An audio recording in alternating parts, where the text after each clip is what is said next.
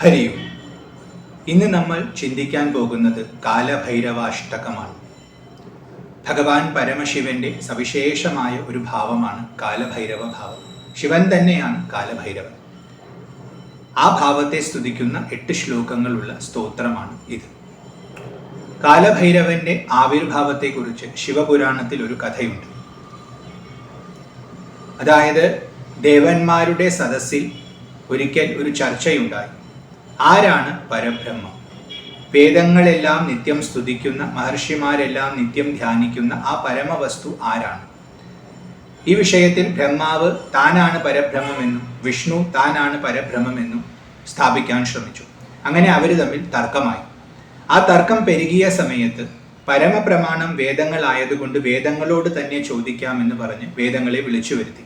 അപ്പോൾ 4 വേദങ്ങളും, അതായത് ഋക്ക്, യജുസ്, സാമം, അഥർവം, 4 വേദങ്ങളും ഓരോ രൂപമെടുത്ത് അവിടെ ആവിർഭവിച്ചു. ആ വേദങ്ങളോട് അവർ ചോദിച്ചു, ആരാണ് പരബ്രഹ്മം? അപ്പോൾ വേദങ്ങൾ ഒരേ സ്വരത്തിൽ മറുപടി പറഞ്ഞു, പരമശിവനാണ് പരബ്രഹ്മമെന്ന്. പക്ഷെ അത് അംഗീകരിക്കാൻ ബ്രഹ്മാവിനും വിഷ്ണുവിനും സാധിച്ചില്ല. കാരണം തങ്ങൾ ഉണ്ടായതിനു ശേഷമാണ് രുദ്രൻ ആവിർഭവിക്കുന്നത്. പിന്നെ എങ്ങനെയാണ് അദ്ദേഹത്തെ നിത്യവസ്തു എന്ന് വിളിക്കുക? അതുകൊണ്ട് നിങ്ങൾക്ക് തെറ്റുപറ്റി എന്ന് പറഞ്ഞ് ബ്രഹ്മാവും വിഷ്ണുവും വീണ്ടും തർക്കം തുടർന്നു.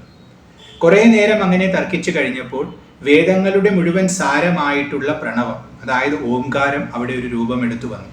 ആ ഓംകാരം അവരോട് പറഞ്ഞു, നോക്കൂ, പരബ്രഹ്മ വസ്തു എന്ന് പറയുന്നത് പരമശിവൻ തന്നെയാണ്. അത് നിങ്ങൾ അംഗീകരിച്ചേ പറ്റൂ. പക്ഷെ ബ്രഹ്മാവും വിഷ്ണുവും അതും അംഗീകരിച്ചില്ല. നിങ്ങൾക്കൊന്നും അറിയില്ല എന്ന് പറഞ്ഞുകൊണ്ട് അവർ വീണ്ടും അവരവരുടെ മഹിമയെ പറഞ്ഞുകൊണ്ട് തർക്കം തുടർന്നു. അങ്ങനെ തർക്കം കുറേ നേരമായ സമയത്ത് ഭഗവാൻ മഹാദേവന് കരുണ തോന്നി. തൻ്റെ മാഹാത്മ്യം അവർക്ക് പറഞ്ഞു കൊടുക്കാം, താനാണ് പൂർണ്ണമെന്ന് മനസ്സിലാക്കി കൊടുക്കാം എന്ന് പറഞ്ഞ് ഭഗവാൻ അവിടെ ആവിർഭവിച്ചു. ആവിർഭവിച്ചത് സാധാരണ ഭാവത്തിലല്ല, അഗ്നിയുടെ ഒരു സ്തംഭമായിട്ടാണ്. അതിന് തുടക്കമോ ഇല്ല, ഒടുക്കമോ ഇല്ല. ബ്രഹ്മത്തിന്റെ പ്രതീകമാണ് ആ സ്തംഭം. ആ ഭാവത്തിൽ ജ്വലിച്ചുകൊണ്ട് അവരുടെ മുമ്പിൽ ആവിർഭവിച്ചു. എന്നിട്ട് അതിൻ്റെ ഉള്ളിൽ തൻ്റെ ആകൃതിയെ ഒളിപ്പിച്ചു വെച്ചു. സൂക്ഷിച്ചു നോക്കാൻ കാണാൻ പാകത്തിന് അദ്ദേഹം അവിടെ നിന്നു. താനാണ് ബ്രഹ്മം എന്ന് അവർക്ക് മനസ്സിലാക്കി കൊടുക്കാൻ വേണ്ടിയാണ് ഭഗവാൻ അങ്ങനെ ചെയ്തത്. എന്നാൽ ആ അഗ്നിയുടെ ഉള്ളിൽ കാണുന്ന ശിവാകാരത്തെ കണ്ടപ്പോൾ ബ്രഹ്മാവ് തൻ്റെ കേമത്വം ദേവന്മാർക്ക് ബോധിപ്പിക്കാനായിട്ട് വളരെ പുച്ഛഭാവത്തോടു കൂടി ആ മൂർത്തിയോട് പറയുകയാണ്, ശിവന്റെ ആ രൂപത്തോട് പറയുകയാണ്, അല്ലയോ മഹാദേവ, അങ്ങാണ് അതിൻ്റെ ഉള്ളിലുള്ളതെന്ന് എനിക്ക് മനസ്സിലായി. അങ്ങ് പേടിക്കേണ്ട ആവശ്യമില്ല, പുറത്തേക്ക് വന്നോളൂ. കാരണം അങ്ങ് എന്നിൽ നിന്ന് ജനിച്ചതാണ്. അതുകൊണ്ട് അങ്ങേക്ക് അഭയം ഞാൻ നൽകാം, ആശ്രയം ഞാൻ നൽകാം. ദേവന്മാരെ പേടിച്ചിട്ട് അങ്ങ് അതിൻ്റെ ഉള്ളിൽ നിൽക്കണ്ട, പുറത്തേക്ക് വന്നോളൂ എന്ന് ബ്രഹ്മാവ് പുച്ഛത്തോടു കൂടി പറഞ്ഞു. ഇത് കേട്ട സമയത്ത് ശിവന് ക്രോധമുണ്ടായി. ശിവൻ ആ അഗ്നിസ്തംഭത്തിൽ നിന്നും പുറത്തേക്ക് വന്നു. അദ്ദേഹത്തിന്റെ ക്രോധത്തിൽ നിന്നും ഒരു മൂർത്തി ജനിച്ചു. ആ മൂർത്തിക്ക് അദ്ദേഹം തന്നെ ഒരു പേര് നൽകി, കാലഭൈരവൻ. തന്നിൽ നിന്ന് ആവിർഭവിച്ച് തൻ്റെ മുമ്പിൽ തന്നെ പ്രണമിച്ചു നിൽക്കുകയായിരുന്നു ആ മൂർത്തി. അപ്പൊ അദ്ദേഹത്തിന് കാലഭൈരവൻ എന്ന പേര് നൽകി. ആ പേരിനൊരു കാരണവും ഭഗവാൻ പറഞ്ഞു കൊടുത്തു. അത് ഈ ശ്ലോകത്തിലാണ് പറയുന്നത്. വിശ്വം ഭർത്തും സമർത്ഥോസി ഭരണാത് ഭൈരവ സ്മൃത ത്വത്തോ ഭേഷ്യതി കാലോപി തതസ്ത്വം കാലഭൈരവ. നീ വിശ്വം ഭരിക്കാൻ സമർത്ഥനാണ്. വിശ്വം എന്നാൽ എല്ലാം, സർവപ്രപഞ്ചത്തെയും ഭരിക്കുന്നവൻ നീയാണ്. അപ്പോൾ ആ ഭരണ സാമർഥ്യമുള്ളത് കൊണ്ട് നിനക്ക് ഭൈരവൻ എന്ന പേര് വന്നു. ഇനി ഈ ലോകത്തെ മുഴുവൻ ഭയപ്പെടുത്തുന്നത് കാലമാണ്. ആ കാലം പോലും നിന്നെ ഭയക്കുന്നു. അതുകൊണ്ട് നീ കാലഭൈരവനാകുന്നു എന്ന് ഭഗവാൻ അദ്ദേഹത്തിന് പേര് കൊടുത്തു. വളരെ സന്തോഷമായി കാലഭൈരവ മൂർത്തിക്ക്. ഭഗവാന്റെ ക്രോധത്തിൽ നിന്നാണ് ജനിച്ചത്. ഭഗവാന്റെ ക്രോധം എന്ന് പറയുന്നത് ധർമ്മരോഷമാണ്. ധർമ്മം തെറ്റുന്ന സമയത്താണ് ഭഗവാന് ക്രോധമുണ്ടാവുക. ഇവിടെ ബ്രഹ്മാവ് അഹങ്കാരം കാണിച്ചു. ആ അഹങ്കാരമായിരുന്നു അധർമ്മം. ആ അധർമ്മത്തെ ഇല്ലാതെയാക്കാനാണ് ഭഗവാൻ കാലഭൈരവനെ ആവിർഭവിപ്പിച്ചത്. അപ്പൊ കാലഭൈരവൻ തന്റെ ധർമ്മം അതാണെന്ന് മനസ്സിലാക്കി ഏതൊരു മുഖം കൊണ്ടാണോ പരമശിവനെ നിന്ദിക്കാൻ ബ്രഹ്മാവ് ശ്രമിച്ചത്, ആ മുഖത്തെ പറിച്ചെടുത്തു. ബ്രഹ്മാവിന് അന്ന് 5 തലയായിരുന്നു. അതിലെ 5ാമത്തെ തലയെ കാലഭൈരവൻ പറിച്ചെടുത്തു. പറിച്ചെടുത്ത സമയത്ത് കാലഭൈരവന്റെ പിന്നിലായിട്ട് ഒരു സ്ത്രീ രൂപം പ്രത്യക്ഷപ്പെട്ടു. അപ്പൊ ഭൈരവൻ ആ സ്ത്രീയെ നോക്കിയിട്ട് പിന്നെ മഹാദേവനോട് ചോദിച്ചു, ആരാണിവർ, എന്താണ് ഇവർ ഇവിടെ നിൽക്കുന്നതെന്ന്. അപ്പൊ ഭഗവാൻ പരമശിവൻ മറുപടി പറഞ്ഞു, ഇത് ബ്രഹ്മഹത്യയാണ്. നീ ബ്രഹ്മാവിന്റെ ശിരസ് പറിച്ചത് കൊണ്ട് നിനക്ക് ബ്രഹ്മഹത്യാ പാപം ഉണ്ടായിരിക്കുന്നു. ആ പാപം ഒരു രൂപമെടുത്ത് നിന്റെ കൂടെ ഇനി സദാ ഗമിക്കും. നീ ഇനി ചെയ്യേണ്ടത് എന്തെന്നാൽ ബ്രഹ്മാവിന്റെ തലയോട് ഇപ്പം നിന്റെ കയ്യിലുണ്ട്. ആ തലയോടിനെ ഒരു ഭിക്ഷാപാത്രമാക്കി മാറ്റി നീ ഭിക്ഷാടനം നടത്തണം. അത് നിനക്കുള്ള പ്രായശ്ചിത്തമാണ്. അങ്ങനെ നീ ഭിക്ഷാടനം നടത്തുമ്പോൾ ഈ ബ്രഹ്മഹത്യ നിന്റെ പിന്നാലെ വരും. പക്ഷെ ഒരു സ്ഥലത്തെത്തുമ്പോൾ അത് അപ്രത്യക്ഷമാകും. അവിടെ നിന്റെ കയ്യിൽ നീ കപാലവും പതിക്കും. അതാണ് നിനക്ക് സ്ഥിരവാസത്തിനുള്ള സ്ഥലം. കാരണം ലോകത്തിലെ ഏറ്റവും പവിത്രമായ ധാമം അതായിരിക്കും എന്ന് നീ മനസ്സിലാക്കിക്കൊള്ളുക. മഹാദേവനെ സാഷ്ടാംഗം പ്രണമിച്ചുകൊണ്ട് അങ്ങയുടെ ആജ്ഞ പോലെ എന്ന് പറഞ്ഞ് ആ കപാലവും ധരിച്ചുകൊണ്ട്, ബ്രഹ്മകപാലവും ധരിച്ചുകൊണ്ട് അദ്ദേഹം ഭിക്ഷാടനം തുടങ്ങി. പല ലോകത്തിലും അദ്ദേഹം ചെന്നു. വിഷ്ണു ലോകത്തിലും ബ്രഹ്മലോകത്തിലും ഒക്കെ അദ്ദേഹം ചെന്നു. വിഷ്ണു ലോകത്തിൽ ചെന്നപ്പോൾ വിഷ്ണു വളരെ സന്തോഷത്തോടു കൂടി അദ്ദേഹത്തിന് ഭിക്ഷ കൊടുത്തു. പക്ഷെ അവിടെയൊക്കെ ബ്രഹ്മഹത്യ കൂടെ തന്നെ ഉണ്ടായിരുന്നു. അത് അപ്രത്യക്ഷമായില്ല. അപ്പൊ ഏതാണ് ഈ പവിത്രമായ ധാമം എന്ന ആകാംക്ഷയോടുകൂടി പരമശിവനെ ധ്യാനിച്ചുകൊണ്ട് കാലഭൈരവൻ ഇങ്ങനെ സഞ്ചരിച്ചു. അങ്ങനെ സഞ്ചരിച്ച് അദ്ദേഹം ഭൂലോകത്തിലെത്തി. അവിടെ കാശി എന്ന പുരത്തിലെത്തി. ആ കാശി എന്ന പുരത്തിലേക്ക് അദ്ദേഹം പ്രവേശിച്ചതും ബ്രഹ്മഹത്യ അപ്രത്യക്ഷമായി. അദ്ദേഹത്തിന്റെ കയ്യിലുണ്ടായിരുന്ന കപാലം താഴേക്ക് വീണു. അങ്ങനെ ആ സ്ഥലത്തിന് കപാലമോചനം എന്ന പേര് വന്നു. ഏറ്റവും പവിത്രമായ ധാമം ഇത് തന്നെ, ഇവിടെയാണ് താൻ ഇനി വസിക്കേണ്ടതെന്ന് മനസ്സിലാക്കി കാലഭൈരവൻ അവിടെ തന്നെ വാസമുറപ്പിച്ചു. അങ്ങനെ കാശിപുരിയുടെ അധിനാഥനായി കാലഭൈരവൻ ഇരുന്നു. ആ കാലഭൈരവനെയാണ് നമ്മളിവിടെ സ്തുതിക്കുന്നത്. കാലഭൈരവൻ പരമശിവൻ തന്നെയാണ്. അദ്ദേഹത്തിന്റെ ധർമ്മരോഷമാണെന്ന് വേണമെങ്കിൽ പറയാം. അപ്പോൾ അധർമ്മത്തിൽ നിന്നും നമ്മെ പിന്തിരിപ്പിക്കുന്ന ശക്തിയായി, ധർമ്മത്തിൽ നമ്മെ സദാ ചരിപ്പിക്കുന്ന ശക്തിയായി അദ്ദേഹം കാശിയിൽ ഇന്നും വസിക്കുന്നു. ആ മൂർത്തിയെ നമ്മൾ ഇവിടെ സ്തുതിക്കുകയാണ്. ഓരോ ശ്ലോകം ചൊല്ലി അതിൻ്റെ അർത്ഥത്തെ ഒന്ന് വിചിന്തനം ചെയ്യാം.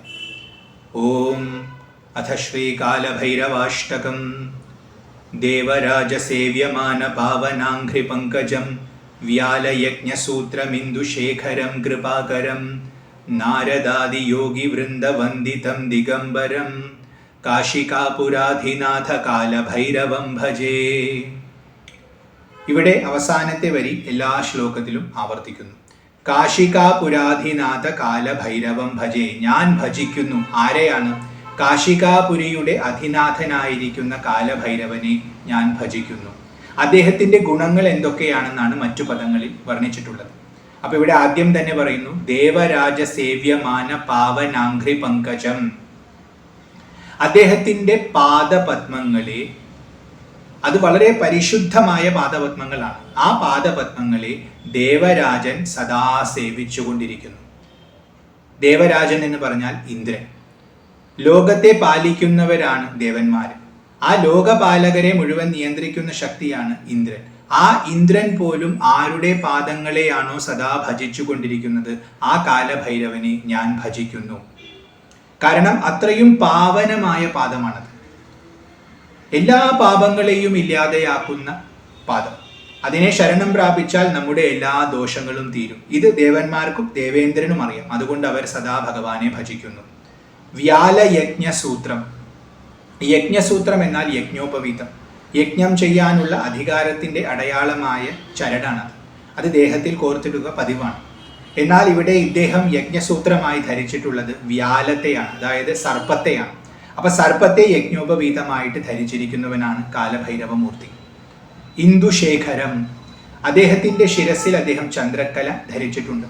ശിവനിൽ നിന്ന് ഭിന്നനല്ല, ശിവൻ തന്നെയാണ്. അതുകൊണ്ടാണ് ചന്ദ്രക്കല ധരിച്ചിരിക്കുന്നത്. അമൃതാനുഭൂതിയുടെ പ്രതീകമാണ് ചന്ദ്രക്കല. സദാ ആനന്ദാമൃതം നുകർന്നുകൊണ്ടിരിക്കുന്നവനാണ് കാലഭൈരവൻ എന്ന് സൂചിപ്പിക്കാൻ ആ ചന്ദ്രക്കലയെ അദ്ദേഹം ധരിച്ചിരിക്കുന്നു. കൃപാകരം. കൃപയെ ചെയ്യുന്നവനാണ്.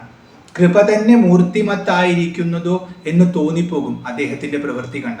കാരണം ആര് ചെന്നാലും അവർക്ക് ശരണം കൊടുക്കും. അവരുടെ എല്ലാ ദോഷങ്ങളും ഇല്ലാതെയാക്കി അവർക്ക് പരമാനന്ദത്തെ നൽകും. അത്രയും കൃപ ആർക്കാണ് ഉണ്ടാവുക? അതുകൊണ്ട് ഇത് കൃപ തന്നെ ഒരു മൂർത്തിയായിരിക്കുകയാണോ എന്ന് ഭക്തർ കരുതും വിധം കൃപാകരനാണ് കാലഭൈരവമൂർത്തി. നാരദാദി യോഗി വൃന്ദവന്ദിതം. നാരദൻ തുടങ്ങിയിട്ടുള്ള യോഗി സമൂഹങ്ങളാൽ സദാ വന്ദിക്കപ്പെടുന്നവനാണ്. രണ്ടെന്ന ഭാവം ഇല്ലാതെയായി അദ്വിതീയമായ അനുഭൂതി സിദ്ധിച്ചവരാണ് യോഗികൾ. അവരിൽ അഗ്രഗണ്യനാണ് നാരദൻ. ഭക്തോത്തമനാണ് അദ്ദേഹം. അപ്പൊ അദ്ദേഹത്തെ പോലെയുള്ള ശ്രേഷ്ഠരായ എല്ലാ യോഗികളും ഭഗവാനെയാണ് വന്ദിക്കുന്നത്. കാരണം ആ അദ്വിതീയം എന്ന് പറയുന്ന പരബ്രഹ്മ വസ്തു തന്നെയാണ് ഭഗവാൻ കാലഭൈരവമൂർത്തി. അതവർക്ക് ഉറപ്പാണ്. അതുകൊണ്ടാണ് അവർ ഭഗവാനെ ഭജിക്കുന്നത്. അപ്പൊ നാരദാദി യോഗി വൃന്ദ വന്ദിതം ദിഗംബരം, ദിക്കിനെ തന്നെ വസ്ത്രമാക്കിയവനാണ് ദിഗംബരൻ. അതായത് അദ്ദേഹം നഗ്നനാണ്, ഒന്നും ധരിച്ചിട്ടില്ല. സൂക്ഷ്മമായി ചിന്തിച്ചാൽ അദ്ദേഹം സർവവ്യാപിയാണ്. അദ്ദേഹത്തെ ആവരണം ചെയ്യാൻ ഇവിടെ ഒന്നുമില്ല. അതുകൊണ്ട് ദിക്ക് തന്നെയാണ് അദ്ദേഹത്തിന് ആവരണം. എല്ലായിടത്തും വ്യാപിച്ചിരിക്കുന്ന ശരീരത്തോടൊത്തവനാണ്. അതുകൊണ്ട് ദിഗംബരൻ. കാശികാപുരാധിനാഥ കാലഭൈരവം ഭജേ. അങ്ങനെയുള്ള കാശികാപുരിയുടെ അധിനാഥനായിരിക്കുന്ന കാലഭൈരവനെ ഞാൻ ഭജിക്കുന്നു. ഇതാണ് ആദ്യത്തെ മന്ത്രം. ദേവരാജസേവ്യമാന പാവനാഘ്രി പങ്കജം വ്യാലയജ്ഞസൂത്രമിന്ദുശേഖരം കൃപാകരം നാരദാദി യോഗി വൃന്ദവന്ദിതം ദിഗംബരം കാശികാപുരാധിനാഥ കാലഭൈരവം ഭജേ. അടുത്തത് രണ്ടാമത്തെ ശ്ലോകമാണ്. ഭാനുകോട്ടി ഭാസ്വരം ഭവാബ്ധി താരകം പരം നീലകണ്ഠമീപ്സിതാർത്ഥദായകം ത്രിലോചനം കാലകാലമംബുജാക്ഷമക്ഷശൂലമക്ഷരം കാശികാപുരാധിനാഥ കാലഭൈരവം ഭജേ. ഭാനുകോട്ടി ഭാസ്വരം. കോടിക്കണക്കിന് സൂര്യന്മാര് ഉദിച്ചുയർന്നാൽ എത്ര പ്രഭയുണ്ടാകുമോ അത്രയും പ്രഭയോടൊത്തവനാണ് ഭഗവാൻ. അതുകൊണ്ട് ഭാനുകോട്ടി ഭാസ്വരം, അതുപോലെ ശോഭിക്കുന്നവനാണ്. ഭവാബ്ധി താരകം, സംസാരമാകുന്ന സാഗരത്തെ തരണം ചെയ്യിക്കുന്നവനാണ്. ഭഗവാനെ ആശ്രയിച്ചാൽ സംസാരത്തിൽ നിന്നും നിത്യമുക്തി ലഭിക്കും. പരം, എല്ലാത്തിനും ഉപരിയാണ്. ഓരോ തലമായി തരണം ചെയ്ത് ധ്യാനത്തിലൂടെ നമ്മൾ അവസാനം ഒരു പദം എത്തും. അതിനപ്പുറം ഒന്നുമില്ല. ആ പദം ഭഗവാന്റെ പദമാണ്. അതുകൊണ്ട് അദ്ദേഹം പരമാണ്, എല്ലാത്തിനും ഉപരിയാണ്. വ്യഷ്ടി തലത്തിൽ നോക്കിയാൽ ശരീരം, മനസ്സ്, ബുദ്ധികൾക്ക് അതീതമായി നിൽക്കുന്ന ചൈതന്യം. സമഷ്ടി തലത്തിൽ നോക്കിയാൽ എല്ലാ ലോകങ്ങൾക്കും ഉപരി നിൽക്കുന്നവൻ, അങ്ങനെ പരമായിരിക്കുന്നവൻ. നീലകണ്ഠം, അദ്ദേഹത്തിൻ്റെ കണ്ഠം നീല നിറത്തിലാണ്. കാരണം അദ്ദേഹം കാലകൂഠ വിഷത്തെ പാനം ചെയ്തു. ലോകത്തിൻ്റെ മുഴുവൻ കർമ്മദോഷമാണ് ആ കാലകൂഠം. അതിനെ അദ്ദേഹം പാനം ചെയ്തു. ലോകത്തിന് കർമ്മദോഷങ്ങളിൽ നിന്നും മോചനത്തെ നൽകിയവൻ. പരമശിവനിൽ നിന്ന് ഭിന്നനല്ല കാലഭൈരവൻ എന്ന് സൂചിപ്പിക്കാൻ കൂടിയാണ് ഈ പദം ഇവിടെ പറഞ്ഞിരിക്കുന്നത്. ഈപ്സിതാർത്ഥദായകം, നമ്മൾ എന്ത് ആഗ്രഹിക്കുന്നുവോ അത് പ്രദാനം ചെയ്യുന്നവനാണ്. ഭഗവാന്റെ അടുത്ത് നമ്മൾ ചെന്ന് വെറുതെ ഒന്ന് നിന്നാൽ മതി. ഒന്നും ആവശ്യപ്പെടേണ്ട ആവശ്യം പോലുമില്ല. നമ്മുടെ ഉള്ളിൽ ആഗ്രഹം ഉദിച്ചാൽ അത് മനസ്സിലാക്കി കൃപയോടുകൂടി അത് നമുക്ക് പ്രദാനം ചെയ്യുന്നു. അത്രയും കാരുണ്യവും സ്നേഹവുമാണ് ഭക്തരോട് അദ്ദേഹത്തിന്. അതുകൊണ്ട് ഈപ്സിതാർത്ഥദായകം. മാത്രവുമല്ല, എല്ലാ ആഗ്രഹങ്ങളുടെയും ഫലങ്ങളെ നൽകുന്നത് ഭഗവാനാണ്. കാരണം ഭഗവാൻ യജ്ഞസ്വരൂപനാണ്. യജ്ഞത്തിലൂടെയാണ് നമ്മൾ ആഗ്രഹങ്ങളെല്ലാം നേടുന്നത്. ആ ആഗ്രഹങ്ങളെല്ലാം പ്രദാനം ചെയ്യുന്നത് ഭഗവാൻ തന്നെയാണ്. യജ്ഞമൂർത്തിയായി ലോകത്തിൽ ശോഭിക്കുന്നവനാണ്. അതുകൊണ്ട് ഈപ്സിതാർത്ഥദായകം. ത്രിലോചനം, 3 കണ്ണുകൾ ഉള്ളവനാണ് ഭഗവാൻ. ജാഗ്രത്, സ്വപ്ന, സുഷുപ്തി എന്ന 3 തലങ്ങളെയും സാക്ഷിയായി കാണുന്നവൻ അവൻ ത്രിലോചനൻ. 3 ലോകങ്ങളെയും ദർശിക്കുന്നവൻ ത്രിലോചനൻ. പിന്നെ ലിറ്ററലായി 3 കണ്ണുകളുള്ളവൻ, പുരാണങ്ങളിൽ പറയുന്നത് കൊണ്ട് ത്രിലോചനൻ. അങ്ങനെയുള്ള ഭഗവാൻ. കാലകാലം, കാലന്റെ കാലനാണ് ഭഗവാൻ. ലോകത്തെ മുഴുവൻ ചിട്ടപ്പെടുത്തുന്നതും അതിനെ കൃത്യമായി അതിൻ്റെ തലത്തിൽ നിലനിർത്തുന്നതും കാലനാണ്. ആ കാലനെ പോലും ഭരിക്കുന്നത് ഭഗവാനാണ്. കാലനെ ഇല്ലാതെയാക്കുന്നവനാണ് ഭഗവാൻ. കാരണം കർമ്മത്തിൻ്റെ ചക്രം തിരിയുന്നത് കാലത്തിൻ്റെ സ്വാധീനത്തിലാണ്. ആ സ്വാധീനത്തിൽ പെട്ടുപോയവരാണ് ഇവിടെയുള്ളവരെല്ലാം. അതിനതീതനായി നിൽക്കുന്നവനാണ് ഭഗവാൻ. ആ ഭഗവാനെ നമ്മൾ ശരണം പ്രാപിക്കുന്ന സമയത്ത് ഈ കാലചക്രത്തിൽ നിന്നും നമുക്ക് മോചനം ലഭിക്കും. അതുകൊണ്ട് കാലകാലനാണ്. അപ്പൊ കാലദോഷങ്ങളെ തരണം ചെയ്തുകൊണ്ട് നിത്യത അനുഭവിക്കണമെന്ന് നമ്മൾ, കാരണം കാലമാണ് എല്ലാ പരിമിതിക്കും കാരണം. ദേശവും കാലവും കാലസ്വരൂപമാണ്. അതാണ് നമ്മളെ നിയന്ത്രിച്ചു നിർത്തുന്നത്. അതിനെ തരണം ചെയ്യണമെന്ന് നമ്മൾ ആഗ്രഹിക്കുന്നുണ്ടെങ്കിൽ ഭഗവാനെ ശരണം പ്രാപിച്ചാൽ മതി. കാരണം കാലകാലനാണ് അദ്ദേഹം. അംബുജാക്ഷം, താമരയുടെ ഇതല് പോലത്തെ നീണ്ട കണ്ണുകൾ ഉള്ളവനാണ്. ഒട്ടലില്ലാത്ത ദർശനമാണ്. കണ്ടതിനോടൊന്നും അദ്ദേഹത്തിന് ചേർച്ചയില്ല. വിട്ടുനിന്ന് കാണാൻ അദ്ദേഹത്തിന് സാധിക്കുന്നു. അതുകൊണ്ട് അംബുജാക്ഷം. അക്ഷശൂലം, അക്ഷം എന്ന് പറഞ്ഞാൽ അച്യുതണ്ട്. ഭൂമിയുടെ അച്യുതണ്ടിനെ തന്നെ ശൂലമായി ധരിച്ചവൻ. അതായത് ഭൂമിയുടെ കറക്കത്തെ നിയന്ത്രിക്കുന്നവൻ, പ്രപഞ്ചത്തെ മുഴുവൻ നിയന്ത്രിക്കുന്നവൻ എന്ന് സൂചിപ്പിക്കാൻ ഭഗവാൻ ശൂലത്തെ അങ്ങനെ ധരിച്ചിരിക്കുന്നു. അക്ഷശൂലം, അക്ഷരം, നാശമില്ലാത്തവനാണ് ഭഗവാൻ. ഭഗവാന് തുടക്കവുമില്ല ഒടുക്കവുമില്ല, നിത്യവസ്തുവാണ്, പരബ്രഹ്മം തന്നെയാണ്. കാശികാപുരാധിനാഥ കാലഭൈരവം ഭജേ. അങ്ങനെയുള്ള കാശികാപുരിയുടെ അധിനാഥനായിരിക്കുന്ന കാലഭൈരവനെ ഞാൻ ഭജിക്കുന്നു. ഭാനുകോട്ടി ഭാസ്വരം ഭവാബ്ധിതാരകം പരം നീലകണ്ഠമീപ്സിതാർത്ഥദായകം ത്രിലോചനം കാലകാലമംബുജാക്ഷമക്ഷശൂലമക്ഷരം കാശികാപുരാധിനാഥ കാലഭൈരവം ഭജേ. അടുത്തത് മൂന്നാമത്തെ മന്ത്രമാണ്. ശൂലടങ്കപാശദണ്ഡ പാണിമാദികാരണം ശ്യാമകായമാദിദേവമക്ഷരം നിരാമയം ഭീമവിക്രമം പ്രഭും വിചിത്രതാണ്ഡവപ്രിയം കാശികാപുരാധിനാഥ കാലഭൈരവം ഭജേ. ശൂലടങ്കപാശദണ്ഡ പാണിം. അദ്ദേഹത്തിന്റെ കയ്യിൽ അദ്ദേഹം 4 സാധനങ്ങൾ ധരിച്ചിട്ടുണ്ട്. ശൂലം, ടങ്കം, പാശം, ദണ്ഡം. ശൂലം എന്നാൽ ത്രിശൂലം, അത് അദ്ദേഹം ഒരു കയ്യിൽ ധരിച്ചിട്ടുണ്ട്. ടങ്കം എന്നാൽ വാള് ധരിച്ചിട്ടുണ്ട്. പാശം എന്നാൽ കയറ്, ദണ്ഡം എന്നാൽ വടി. ഈ 4ഉം ഓരോ കയ്യിൽ അദ്ദേഹം ധരിച്ചിട്ടുണ്ട്. അതുകൊണ്ട് ശൂല, ടങ്ക, പാശ, ദണ്ഡ, പാണിയാണ് അദ്ദേഹം. ആദി കാരണം, എല്ലാത്തിൻ്റെയും തുടക്കം അദ്ദേഹത്തിൽ നിന്നാണ്. കാരണം അദ്ദേഹമാണ് പരബ്രഹ്മ വസ്തു. ദ്വൈതം എന്ന ഭാവം ഉദിക്കുന്നത് പോലും അദ്ദേഹത്തിൽ നിന്നാണ്. ആ ദ്വൈതത്തിൽ നിന്നാണ് ബാക്കി എല്ലാം ഉണ്ടാകുന്നത്. അപ്പൊ പ്രപഞ്ചത്തിന് മുഴുവൻ കാരണമായിരിക്കുന്ന പരബ്രഹ്മ സ്വരൂപനാണ് അദ്ദേഹം. ആദി കാരണമാണ്. ശ്യാമകായം, കറുത്ത ദേഹത്തോടൊത്തവനാണ്. അവ്യക്തമൂർത്തിയാണ് അദ്ദേഹം. അദ്ദേഹത്തിന്റെ സ്വരൂപം എന്താണെന്ന് അദ്ദേഹത്തിന് മാത്രമേ അറിയൂ. നമുക്കറിയാൻ സാധിക്കില്ല. നമ്മുടെ മനസ്സിന്റെ പരിധിയിൽ ഒതുങ്ങുന്നതല്ല. അതുകൊണ്ട് ആ അവ്യക്തതയെ സൂചിപ്പിക്കാനായിട്ട് അദ്ദേഹം കറുത്ത ദേഹത്തിലാണ് ശോഭിക്കുന്നത്. ശ്യാമകായം, ആദിദേവം, പ്രകാശിക്കുന്നവനാണ് ദേവൻ. ആ പ്രകാശങ്ങളുടെയുള്ള ഉറവിടമായിരിക്കുന്ന ആദി പ്രകാശമാണ് ഭഗവാൻ. അതുകൊണ്ട് ആദിദേവനാണ്. എല്ലാ ദേവന്മാരെയും നിയന്ത്രിക്കുന്ന ദേവനാണ്. എല്ലാ ദേവന്മാർക്കും ആശ്രയം നൽകുന്ന ദേവനാണ്. ഏറ്റവും ആദ്യത്തിൽ ഉണ്ടായ ദേവനാണ്. അതുകൊണ്ടെല്ലാം ആദിദേവം. അക്ഷരം, നേരത്തെ നാശരഹിതം എന്ന അർത്ഥത്തിൽ ഈ പദം കണ്ടു. ഇവിടെ അക്ഷരം എന്ന് പറയുന്നത് അക്ഷരങ്ങളെയാണ് സൂചിപ്പിക്കുന്നത്. കാരണം മന്ത്രങ്ങളുടെ എല്ലാം ഉറവിടമായിട്ടുള്ള അക്ഷരങ്ങളായിട്ട് ശോഭിക്കുന്നതും ഭഗവാൻ തന്നെയാണ്. നിരാമയം, ആമയങ്ങൾ ഇല്ലാത്തവനാണ്. ആമയങ്ങൾ എന്നാൽ അസുഖങ്ങൾ. ഈ പ്രപഞ്ചത്തിൽ സുഖവും അസുഖവും മാറി മാറി വരും. അത് അനുഭവിക്കാൻ നമ്മളെല്ലാം ബാധ്യസ്ഥരാണ്. എന്നാൽ ഈ പ്രപഞ്ചത്തിന്റെ നിയമങ്ങൾക്ക് അതീതമായ ദേഹത്തോടൊത്തവനാണ് ഭഗവാൻ. അതുകൊണ്ട് അദ്ദേഹത്തിന് ആമയങ്ങൾ ബാധിക്കുന്നില്ല. മാത്രവുമല്ല, അദ്ദേഹത്തെ ശരണം പ്രാപിക്കുന്ന ഭക്തരുടെ ആമയങ്ങളെയും അദ്ദേഹം ഇല്ലാതെയാക്കുന്നു. അവരുടെ അസുഖങ്ങളെല്ലാം ഇല്ലാതെയാക്കുന്നവനായതുകൊണ്ട് നിരാമയൻ.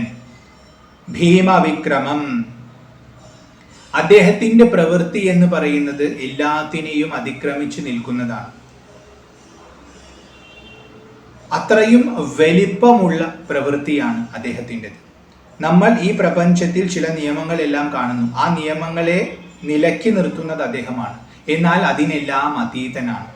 അപ്പൊ അദ്ദേഹത്തിന്റെ പ്രവൃത്തിയെ നമുക്ക് ഇതിന്റെ അകത്ത് നിന്നുകൊണ്ട് മനസ്സിലാക്കാൻ പറ്റില്ല. ഇതിന്റെ അകത്ത് കെട്ടിയിടാനും പറ്റില്ല. എല്ലാ നിയമങ്ങൾക്കും അതീതമായി നിൽക്കുന്നവനായതുകൊണ്ട് ഭീമവിക്രമനാണ് അദ്ദേഹം. അദ്ദേഹത്തിന്റെ പ്രവൃത്തി ലോകത്തിൽ ഭയം ജനിപ്പിക്കുന്നത് കൊണ്ടും അദ്ദേഹം ഭീമവിക്രമനാണ്. കാരണം മനസ്സിൽ ഒതുങ്ങാത്തതെല്ലാം മനസ്സിനെ ഭയപ്പെടുത്തും. അപ്പൊ നമ്മുടെ മനസ്സിൽ ഒതുക്കി നിർത്താൻ പറ്റുന്ന വൈശിഷ്ട്യമല്ല അദ്ദേഹത്തിന്റെ പ്രവൃത്തിക്കുള്ളത്. അത് എല്ലാം തരണം ചെയ്ത് നിൽക്കുന്നതായതുകൊണ്ട് ഭീമവിക്രമം. പ്രഭും, സർവസമർത്ഥനാണ് അദ്ദേഹം.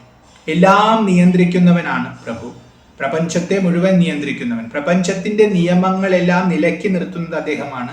അതിനെ അതിക്രമിച്ചത് കൊണ്ട് ഭീമവിക്രമനുമാണ്.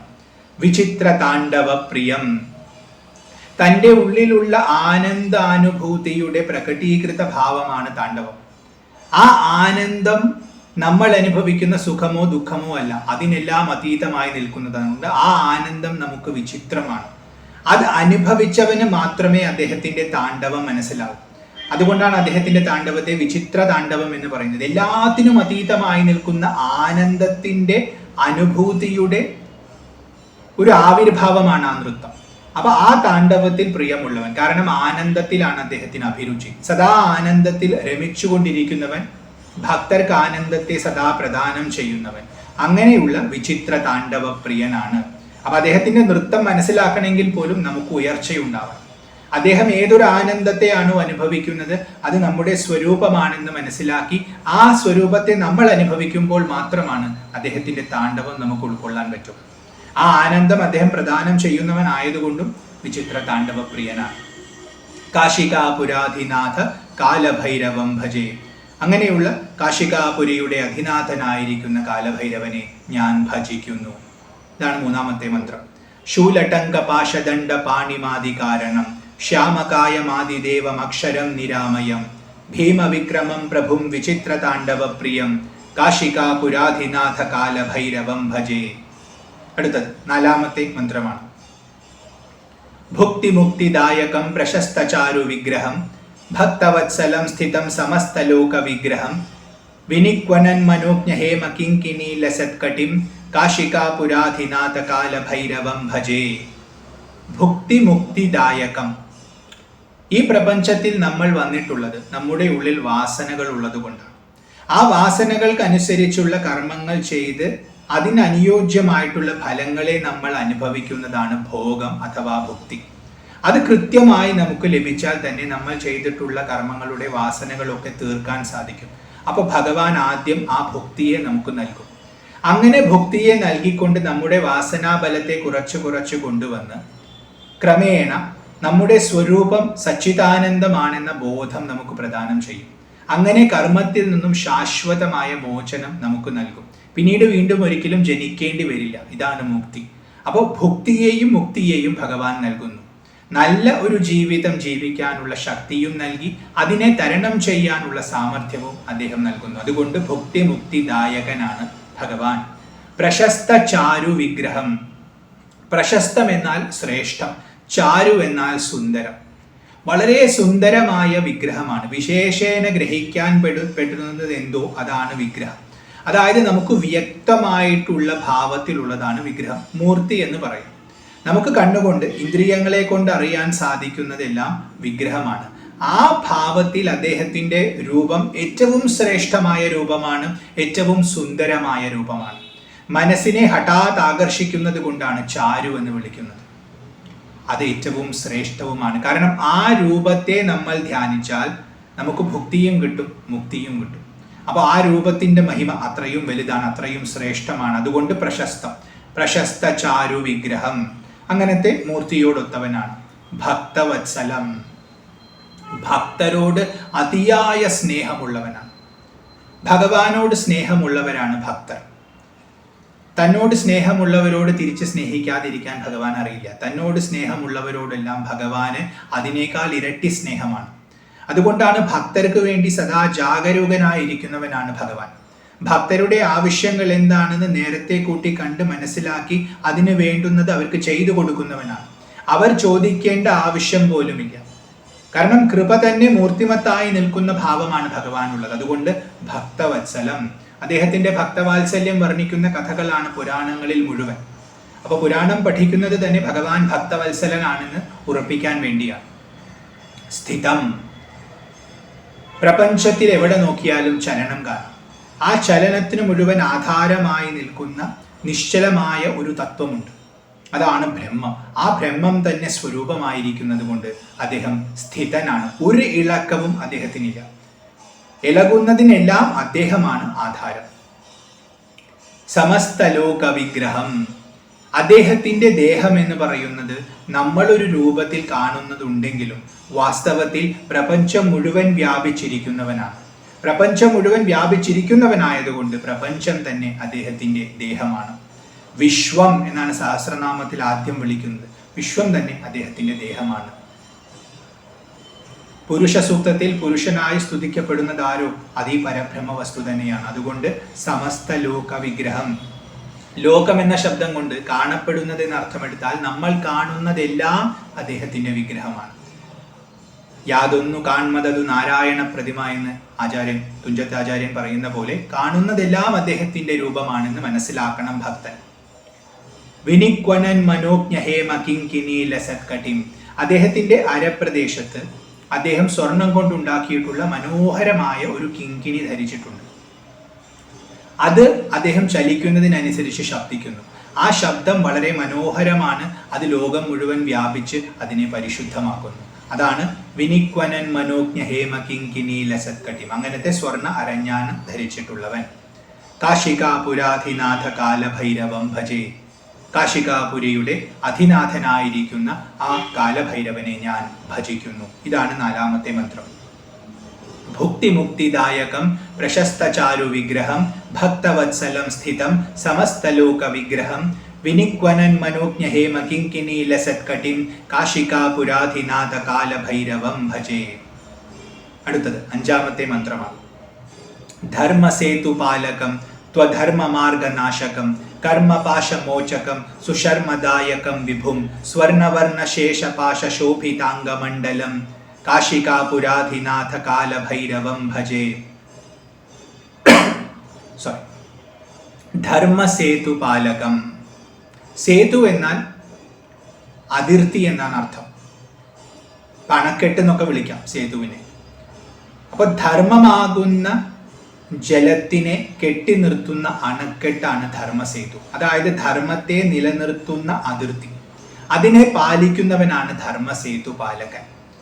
ഈ പ്രപഞ്ചത്തിനൊരു വ്യവസ്ഥയുണ്ട്. ആ വ്യവസ്ഥയാണ് ധർമ്മം. പ്രപഞ്ചത്തെ ധരിക്കുന്നത് അതാണ്. അതുകൊണ്ടാണ് ധർമ്മം എന്നതിനെ വിളിക്കുന്നത്. സൂര്യൻ ഉദിക്കുന്നുണ്ട്, കൃത്യസമയത്ത് അത് അസ്തമിക്കുന്നുണ്ട്. അങ്ങനെ ഓരോന്നിനും കൃത്യമായ ഒരു ധർമ്മമുണ്ട്. ആ ധർമ്മ വ്യവസ്ഥയെ നിലനിർത്തുന്നത് ഭഗവാനായതുകൊണ്ട് ഭഗവാൻ ധർമ്മസേതു പാലകനാണ്. ഇനി ധർമ്മത്തെ നിലനിർത്തുക മാത്രമല്ല അദ്ദേഹം ചെയ്യുന്നത്, അധർമ്മത്തെ ഇല്ലാതെയാക്കുകയും ചെയ്യുന്നുണ്ട്. അതാണ് അധർമ്മ മാർഗനാശകം എന്ന് തുടർന്ന് പറയുന്നത്. ധർമ്മത്തെ നിലനിർത്തുന്നു, ആ ധർമ്മം ചെയ്യാനുള്ള പ്രേരണ എല്ലാവർക്കും നൽകുന്നു. ഒപ്പം തന്നെ അധർമ്മ മാർഗങ്ങളെ അദ്ദേഹം നശിപ്പിച്ചുകൊണ്ടിരിക്കുന്നു. അധർമ്മത്തിനുള്ള സാധ്യത എവിടെയെല്ലാം ഉണ്ടാകുന്നുവോ അത് മനസ്സിലാക്കി അപ്പോൾ അതിനെ ഇല്ലാതെയാക്കുന്നു. അതാണ് അധർമ്മ മാർഗനാശകം. അപ്പൊ പ്രപഞ്ച വ്യവസ്ഥയെ നിലനിർത്തുന്നു, ധർമ്മത്തെ രക്ഷിക്കുന്നു, അധർമ്മത്തെ ഇല്ലാതെയാക്കുന്നു. കർമ്മപാശമോചകം. നമ്മെ ബന്ധിക്കുന്നത് കർമ്മത്തിന്റെ പാശമാണ്. കർമ്മം പുണ്യപ്രദമാകാം, പാവപ്രദമാകാം. ഈ 2 രീതിയിലുള്ള കർമ്മങ്ങൾ ചെയ്തിട്ടോ മിശ്രമായ കർമ്മങ്ങൾ ചെയ്തിട്ടോ അതിന്റെ ഫലങ്ങളെ അനുഭവിക്കാൻ വേണ്ടി നമ്മൾ വീണ്ടും വീണ്ടും ജനിക്കുന്നു. അങ്ങനെ ഇവിടെ കുടുങ്ങി പോവുകയാണ്. ആ കർമ്മപാശത്തിൽ നിന്നും നമുക്ക് ശാശ്വതമായ മോചനം ലഭിക്കണമെങ്കിൽ ആത്മസ്വരൂപം നമ്മൾ ദർശിക്കണം. ആത്മാനുഭൂതി നമുക്കുണ്ടാകണം. ആ ആത്മാനുഭൂതിയെ പ്രദാനം ചെയ്യുന്ന ദേശികനാണ്, ഗുരുവാണ് അദ്ദേഹം. അതുകൊണ്ട് കർമ്മപാശമോചകനാണ്. ശാശ്വതമായി ഭഗവാനെ ആശ്രയിച്ചാൽ കർത്തൃത്വവും ഭോക്തൃത്വവും കൊഴിഞ്ഞുപോകും. കർത്തൃത്വവും ഭോക്തൃത്വവും ഇല്ലെങ്കിൽ, അതായത് ഞാൻ ചെയ്യുന്നു, ഞാൻ അനുഭവിക്കുന്നു എന്ന ഭാവം ഇല്ലെങ്കിൽ പിന്നെ കർമ്മത്തിന്റെ ഫലങ്ങൾ നമ്മെ സ്വാധീനിക്കില്ല. അങ്ങനെയാണ് കർമ്മത്തിൽ നിന്നും നമുക്ക് മോചനം ലഭിക്കുക. അത് പ്രദാനം ചെയ്യുന്നത് അദ്ദേഹമാണ്, കാലഭൈരവനാണ്. സുശർമ്മദായകം. ശർമ്മം എന്നാൽ സന്തോഷം. സുശർമ്മം എന്നാൽ ഏറ്റവും വലിയ സന്തോഷം. ഏറ്റവും വലിയ സന്തോഷം എന്താ? ആനന്ദമാണ്, ആത്മാനന്ദമാണ്, നിത്യമായ അനുഭൂതിയാണത്. അതിനെ നൽകുന്നവനാണ്. അപ്പൊ കർമ്മപാശത്തിൽ നിന്നും മോചനം ലഭിക്കണമെങ്കിൽ ആത്മാനുഭൂതി ഉണ്ടാവണം. അതാണ് കർമ്മപാശ മോചകം എന്ന് പറഞ്ഞ ഉടനെ സുശർമ്മദായകം, ഏറ്റവും വലിയ സന്തോഷത്തെ നൽകുന്നു. കാരണം സുഖം ദുഃഖം എന്നുള്ളത് ദ്വൈതമാണ്. ഇതിനതീതമായതാണ് ആനന്ദം. അത് ആത്മാവിന്റെ സ്വരൂപമാണ്. ആ സ്വരൂപബോധത്തെ പ്രദാനം ചെയ്യുന്നവൻ. വിഭും, എല്ലായിടത്തും വ്യാപിച്ചിരിക്കുന്നവൻ. സ്വർണവർണ്ണ ശേഷപാശ ശോഭിതാംഗമണ്ഡലം. അദ്ദേഹത്തിന്റെ ശരീരത്തിലെ പല അംഗങ്ങളിലും അദ്ദേഹം സ്വർണ്ണ നിറത്തിലുള്ള സർപ്പങ്ങളെ ആഭരണങ്ങളായിട്ട് ധരിച്ചിട്ടുണ്ട്. അങ്ങനെ ശോഭിക്കുന്ന ദേഹത്തോടൊത്തവനാണ് അദ്ദേഹം. കാശികാപുരാധിനാഥ കാലഭൈരവം ഭജേ. ധർമ്മസേതുപാലകം ത്വധർമ്മമാർഗനാശകം കർമ്മപാശമോചകം സുശർമ്മദായകം വിഭും സ്വർണവർണശേഷപാശോഭിതാംഗമണ്ഡലം കാശികാപുരാധിനാഥ കാലഭൈരവം ഭജേ. നല്ല ശ്യാമ നിറത്തിലുള്ള ദേഹമാണ് അദ്ദേഹത്തിൻ്റെ നേരത്തെ പറഞ്ഞു. അപ്പൊ ആ കറുത്ത ദേഹത്തിൽ സ്വർണ്ണ നിറത്തിലുള്ള സർപ്പങ്ങൾ അണിഞ്ഞാൽ എത്ര ശോഭയുണ്ടാവും, എത്ര ഭംഗിയുണ്ടാവും എന്ന് സങ്കല്പിച്ചാൽ തന്നെ അറിയാം. അപ്പൊ അത്രയും ഭംഗിയോടൊത്തവനാണ്, അങ്ങനെ തിളങ്ങുന്നവനാണ് അദ്ദേഹം. അതുകൊണ്ടാണ് ഇവിടെ സ്വർണ്ണ നിറത്തിലുള്ള സർപ്പങ്ങൾ ധരിച്ചു എന്ന് പറയുന്നത്. ധ്യാനിക്കാൻ വളരെ വിശേഷപ്പെട്ട ഭാവമാണത്. ഇതാണ് 5ാമത്തെ. ഇങ്ങനെയുള്ള കാശികാപുരിയിലെ അധിനാഥനായ കാലഭൈരവനെ ഞാൻ ഭജിക്കുന്നു. അടുത്തത് 6ാമത്തെ മന്ത്രമാണ്. രത്നപാദുകാ പ്രഭാഭിരാമപാദയുഗ്മകം നിത്യമദ്വിതീയം ഇഷ്ടദൈവതം നിരഞ്ജനം മൃത്യുദർപ്പനാശനം കരാലദംഷ്ട്രമോക്ഷണം കാശികാപുരാധിനാഥ കാലഭൈരവം ഭജേ. അദ്ദേഹം കാലിൽ ചെരുപ്പ് ധരിച്ചിട്ടുണ്ട്. ഈ ചെരുപ്പിൽ രത്നം പതിച്ചിട്ടുണ്ട്. അതാണ് രത്നപാദുകം. അങ്ങനെയുള്ള രത്നപാദുകത്തെ ധരിച്ചുകൊണ്ട് അതിൻ്റെ ശോഭ കൊണ്ട് വളരെ മനോഹരമായിരിക്കുന്ന പാദപത്മങ്ങളോടൊത്തവനാണ് അദ്ദേഹം. അദ്ദേഹത്തിന്റെ പാദങ്ങൾക്ക് തന്നെ നല്ല മൃദുത്വമുണ്ട്, നല്ല കാന്തിയുണ്ട്. ആ കാന്തിയോടൊപ്പം അദ്ദേഹം ഈ ചെരുപ്പ്, രത്നം പതിച്ചിട്ടുള്ള ചെരുപ്പും കൂടി ധരിക്കുമ്പോൾ അതിന്റെ ശോഭ വളരെയധികം വർദ്ധിക്കുകയാണ്. അങ്ങനത്തെ പാദത്തോടൊത്തവനാണ്. പാദം ധ്യാനിക്കുന്നത് വളരെ വിശേഷമാണ്. കാരണം ഭക്തർക്ക് ഏകാശ്രയം ഭഗവാന്റെ പാദമാണ്. അപ്പൊ അതുകൊണ്ട് അങ്ങനത്തെ പാദത്തോടൊത്തവനാണ്. അദ്ദേഹത്തിന്റെ 2 കാലുകൾ അങ്ങനെ ശോഭിക്കുന്നതാണെന്ന് നമ്മൾ ധ്യാനിക്കണം. രത്നപാദുക പ്രഭാഭിരാമപാദയുഗ്മകം നിത്യം, ശാശ്വതനാണ് അദ്ദേഹം. അദ്ദേഹത്തിന് തുടക്കവുമില്ല ഒടുക്കവുമില്ല, എല്ലാ കാലത്തുമുണ്ട്, ഒരു മാറ്റവും സംഭവിക്കാതെ. അതുകൊണ്ട് നിത്യം. അദ്വിതീയം, അദ്ദേഹത്തിൽ നിന്ന് അന്യമായിട്ട് ഒന്നും തന്നെയില്ല. അദ്ദേഹം മാത്രമേ ഇവിടെയുള്ളൂ. പലതുണ്ടെന്ന് നമ്മൾ കാണുന്ന സമയത്തും അദ്ദേഹം മാത്രമേ ഉള്ളൂ. അതുകൊണ്ട് അദ്വിതീയനാണ്. ഈ പ്രപഞ്ചത്തിൽ എന്തിനെങ്കിലും നമുക്ക് വർണ്ണിക്കണമെങ്കിൽ മറ്റെന്തിനോടെങ്കിലും ഉപമിക്കണം. എന്നാൽ ഭഗവാനെ ഉപമിക്കാൻ പാകത്തിനൊന്നുമില്ല. അദ്ദേഹം ഒറ്റ വസ്തുവാണ്, അദ്ദേഹം മാത്രമേ ഉള്ളൂ. അതുകൊണ്ട് അദ്വിതീയനാണ്. ഇഷ്ടദൈവതം, എല്ലാവരുടെയും ഇഷ്ടദൈവമായി ശോഭിക്കുന്നവൻ. നമ്മുടെ മനസ്സിനെ ആകർഷിക്കുന്ന ഭാവം ഏതാണോ അതാണ് നമ്മുടെ ഇഷ്ടദൈവഭാവം. അങ്ങനെ ഇഷ്ടദേവഭാവത്തിൽ നമ്മൾ ഏതേത് രൂപത്തെ ആശ്രയിച്ചാലും ആ രൂപത്തിൽ ശോഭിക്കുന്നത് പരബ്രഹ്മമൂർത്തിയായ സാക്ഷാത് കാലഭൈരവൻ തന്നെയാകുന്നു എന്ന് നമ്മൾ തിരിച്ചറിയണം. അതുകൊണ്ടാണ് ഇഷ്ടദൈവതം. അപ്പൊ നമ്മൾ ഏത് ഭാവത്തിൽ ആരാധിച്ചാലും നമ്മൾ ഈ കാലഭൈരവനെ തന്നെയാണ് ആരാധിക്കുന്നത് എന്ന് മനസ്സിലാക്കുക. കാരണം എല്ലാ ഭാവത്തിലും ശോഭിക്കുന്നത് അദ്ദേഹം തന്നെയാണ്. പിന്നെ നമ്മുടെ ഇഷ്ടത്തെ നമുക്ക് പ്രദാനം ചെയ്യുന്നവനായതുകൊണ്ടും ഇഷ്ടദൈവതമാണ്. കാരണം ദേവശബ്ദത്തിന് ദാതാവ് എന്നർത്ഥമുണ്ട്. അപ്പൊ നമ്മുടെ വാഞ്ചിതാർത്ഥം നൽകുന്നവനായതുകൊണ്ട് ഇഷ്ടദൈവതം. നിരഞ്ജനം, പരിശുദ്ധനാണ് അദ്ദേഹം. ഒരു കലർപ്പും അദ്ദേഹത്തിലില്ല. കാരണം നേരത്തെ പറഞ്ഞു അദ്വിതീയനാണ്. തന്നിൽ നിന്ന് അന്യമായിട്ട് ഒന്നും തന്നെ ഈ പ്രപഞ്ചത്തിൽ ഇല്ലെങ്കിൽ പിന്നെ കലർപ്പിനുള്ള സാധ്യത തന്നെയില്ല. അതുകൊണ്ട് നിരഞ്ജനനാണ് അദ്ദേഹം. മൃത്യുദർപ്പനാശനം, മൃത്യുവിന്റെ അഹങ്കാരത്തെ ഇല്ലാതെയാക്കുന്നവനാണ്. മൃത്യുവിന് ഒരു അഹങ്കാരമുണ്ട്. എന്താണത്? എല്ലാവരെയും തനിക്ക് സ്വാധീനിക്കാൻ പറ്റും. എല്ലാവരും മർത്യരാണ്, മൃത്യുവിന് വശഗതരാണ്. അപ്പൊ അതുകൊണ്ട് തൻ്റെ സ്വാധീനത്തിലാണ് പ്രപഞ്ചം മുഴുവൻ എന്നുള്ള ഒരു തെറ്റിദ്ധാരണ മൃത്യുവിനുണ്ട്. എന്നാൽ ആ ധാരണയെ ഭഗവാൻ തച്ചുടയ്ക്കുന്നു. കാരണം തന്നെ ആശ്രയിക്കുന്നവർക്ക് ഭഗവാൻ അമരത്വം നൽകുന്നു. മൃത്യുവിന് അതീതമായ പദം അവർക്ക് നൽകുന്നു. പിന്നെ മൃത്യുവിന് അവരെ സ്വാധീനിക്കാൻ പറ്റുന്നില്ല. അപ്പൊ അതുകൊണ്ട് മൃത്യുവിന്റെ ആ അഹങ്കാരത്തെ ഭഗവാൻ അങ്ങനെ ഇല്ലാതെയാക്കുന്നു. അതായത് ഭക്തർക്ക് അമരത്വം നൽകുന്നവനാണെന്നാണ് ഇവിടെ സൂചിപ്പിക്കുന്നത്. മൃത്യുദർപ്പനാശനം, കരാല ദംഷ്ട്രമോക്ഷണം. അദ്ദേഹത്തിന്റെ ദംഷ്ട്രകൾ കരാളങ്ങളാണ്, ഭയാനകമാണ്. എന്നാൽ ആ ഭയം ഭക്തർക്ക് അഭയത്തെയാണ് നൽകുന്നത്. അതായത് ആ ദംഷ്ട്രകളെ കണ്ടാൽ ഭക്തർ ഭയക്കുന്നില്ല. കാരണം അവർക്കത് ആശ്രയമാണ്. ആ ദംഷ്ട്രകൾ മൃത്യുവിന്റെ നേർക്ക് തിരിയുമ്പോൾ മൃത്യു പോലും ഭയന്ന് ഓടിപ്പോകുന്നു. അതുകൊണ്ട് അത് മോക്ഷണമാണ്, മോക്ഷത്തെ നൽകുന്നതാണ്. അപ്പോൾ കരാല ദംഷ്ട്ര മോക്ഷണം എന്ന് പറയുമ്പോൾ മൃത്യുവിനെ പോലും ഭയപ്പെടുത്തുന്ന വിധത്തിലുള്ള ദംഷ്ട്രകളോടൊത്തവനാണ്. അങ്ങനെ മൃത്യുവിൽ നിന്നും ഭക്തർക്ക് ഭഗവാൻ മോചനത്തെ നൽകുന്നു. കാശികാപുരാധിനാഥ കാലഭൈരവം ഭജെ. അങ്ങനെയുള്ള കാശികാപുരിയിലുള്ള അധിനാഥനായിരിക്കുന്ന കാലഭൈരവനെ ഞാൻ ഭജിക്കുന്നു. ഇതാണ് 6ാമത്തെ മന്ത്രം. രത്നപാദുകാ പ്രഭാഭിരാമപാദയുഗ്മകം നിത്യമദ്വിതീയമിഷ്ടദൈവതം നിരഞ്ജനം മൃത്യുദർപ്പനാശനം കരാലദംഷ്ട്രമോക്ഷണം കാശികാപുരാധിനാഥ കാലഭൈരവം ഭജേ. അടുത്തത് 7ാമത്തെ മന്ത്രമാണ്. അട്ടഹാസ ഭിന്ന പത്മജാണ്ഡകോശ സന്തതിം ദൃഷ്ടിപാത നഷ്ടപാപ ജാലമുഗ്രശാസനം അഷ്ടസിദ്ധിദായകം കപാലമാലികാധരം കാശികാപുരാധിനാഥ കാലഭൈരവം ഭജേ. അട്ടഹാസ ഭിന്ന പത്മജാണ്ഡകോശ സന്തതി. പത്മജാണ്ഡം എന്ന് പറഞ്ഞാൽ ബ്രഹ്മാണ്ഡം, കോശം എന്ന് പറഞ്ഞാൽ ആവരണം, സന്തതി എന്ന് പറഞ്ഞാൽ പരമ്പര. അപ്പൊ ഒരുപാട് ബ്രഹ്മാണ്ഡ കോശങ്ങളെ തൻ്റെ അട്ടഹാസത്താൽ ഭിന്നമാക്കുന്നവൻ, ചിന്നിച്ചിതറിക്കുന്നവൻ. ഭഗവാനെ സംഹാരം എന്ന് പറയുന്നത് വിനോദമാണ്. അദ്ദേഹം ഒന്ന് ഉറക്കെ ചിരിച്ചാൽ മതി, ബ്രഹ്മാണ്ഡങ്ങൾ ഇല്ലാതെയാകും. അതിന് വേറെ പ്രത്യേകിച്ച് പണിയൊന്നും ചെയ്യേണ്ട ആവശ്യമില്ല. അത്രയും വൈഭവത്തോടൊത്തവനാണെന്ന് കാണിക്കാൻ അട്ടഹാസ ഭിന്ന പത്മജാണ്ഡകോശ സന്തതി, എല്ലാത്തിനെയും തന്നിലേക്ക് ലയിപ്പിക്കുന്ന, എല്ലാവർക്കും മുക്തിയെ നൽകുന്നവൻ, ശാശ്വതൻ എന്നെല്ലാം സൂചിപ്പിക്കാൻ ഈ പദം ഇവിടെ പറഞ്ഞിരിക്കുന്നു.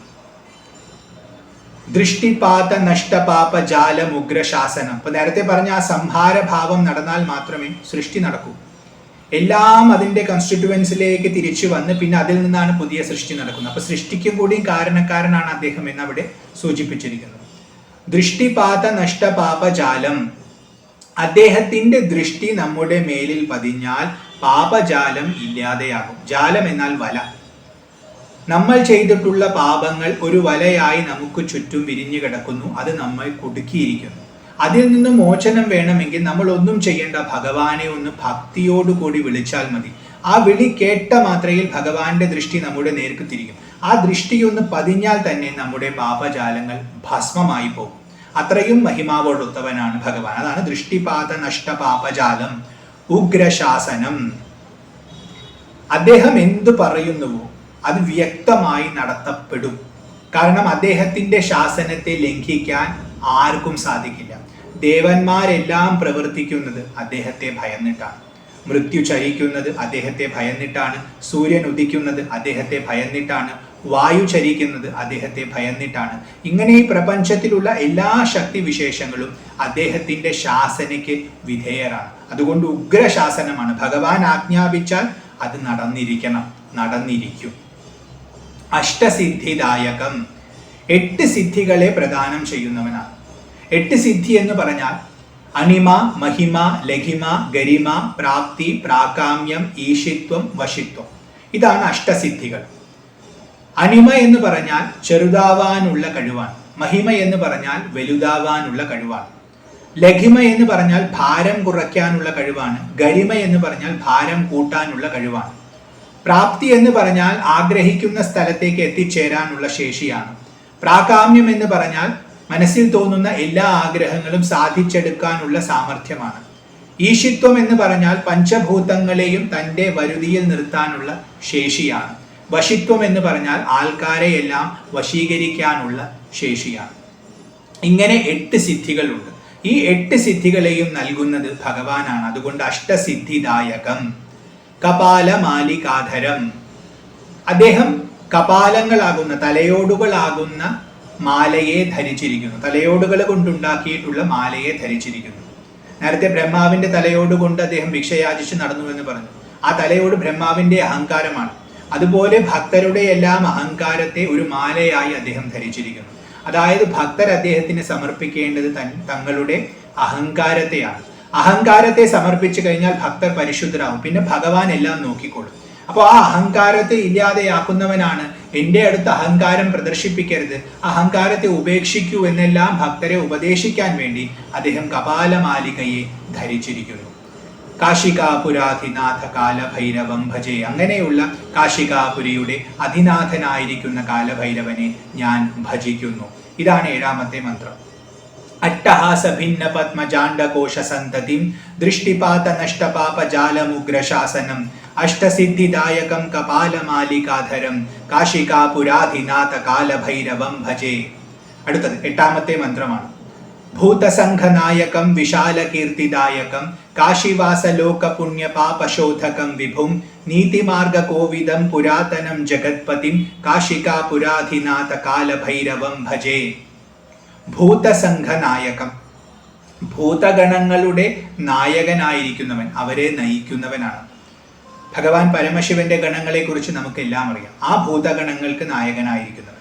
ഇനി ഭൂതശബ്ദത്തിന് ഭവിച്ചത് എന്നർത്ഥം എടുത്താൽ ഇവിടെയുള്ള എല്ലാ ജീവജാലങ്ങളും ഭൂതഗണങ്ങളിൽ പെടും. അപ്പൊ അവരെ എല്ലാം നയിക്കുന്നവൻ, അവരെ എല്ലാം നിയന്ത്രിക്കുന്നവൻ ആയതുകൊണ്ട് ഭൂതസംഘനായകം.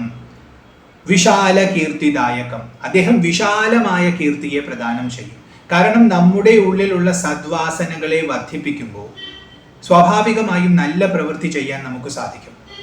സാധാരണക്കാർക്ക് ചെയ്യാൻ പറ്റുന്നതിലും കൂടുതൽ ഭഗവാന്റെ ഭക്തർക്ക് ചെയ്യാൻ പറ്റും. അത് ഭഗവാന്റെ കൃപ കൊണ്ട് സംഭവിക്കുന്നതാണ്. അങ്ങനത്തെ പ്രവൃത്തികൾ ചെയ്യുമ്പോൾ സ്വാഭാവികമായും വിശാലമായ കീർത്തി അവർക്ക് ലഭിക്കും. അതുകൊണ്ട് വിശാല കീർത്തിദായകം. കാശിവാസ ലോക പുണ്യ പാപശോധകം, കാശിയിൽ വസിക്കുന്ന ആൾക്കാരുടെ പുണ്യത്തെയും പാപത്തെയും ഇല്ലാതെയാക്കുന്നവൻ, അവനെ പരിശുദ്ധരാക്കുന്നവൻ. കാരണം പുണ്യമുണ്ടെങ്കിലും പുനർജന്മമുണ്ട്, പാപമുണ്ടെങ്കിലും പുനർജന്മമുണ്ട്.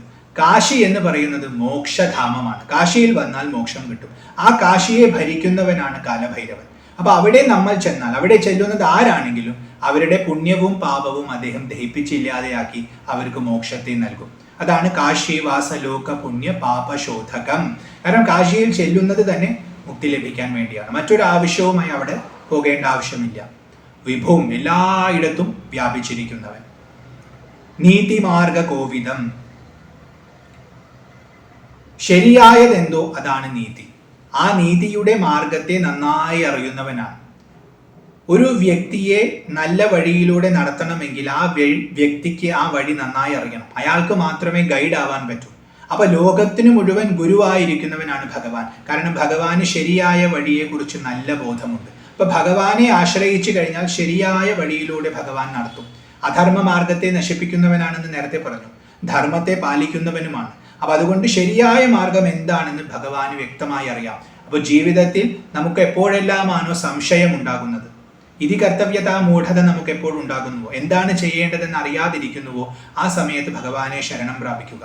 ഭഗവാൻ വ്യക്തമായ മറുപടി നമുക്ക് ഉള്ളിൽ നിന്നും പ്രദാനം ചെയ്യും. വ്യക്തമായ വഴികാട്ടിയായി ദേശികനായി ഭഗവാൻ വർത്തിക്കും. അതാണ് നീതിമാർഗ കോവിദം.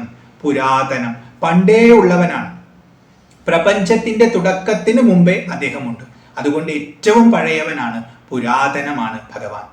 ജഗത്പതി, ജഗത്തിന്റെ പതിയാണ്. ചലിക്കുന്നതെന്തോ അതാണ് ജഗത്ത്. സദാ ചലിച്ചുകൊണ്ടിരിക്കുന്നതാണ് ഇവിടെയുള്ളതെല്ലാം. അതിനെയെല്ലാം ചലിപ്പിക്കുന്നവൻ ഭഗവാനാണ്. അതിന് ആധാരമായി നിൽക്കുന്നതും ഭഗവാനാണ്. അതുകൊണ്ട് ജഗത്പതി. കാശികാപുരാധിനാഥ കാലഭൈരവം ഭജേ. അങ്ങനെയുള്ള കാശികാപുരത്തിന്റെ അധിനാഥനായിരിക്കുന്ന കാലഭൈരവനെ ഞാൻ ഭജിക്കുന്നു. ഇതാണ് 8ാമത്തെ മന്ത്രം.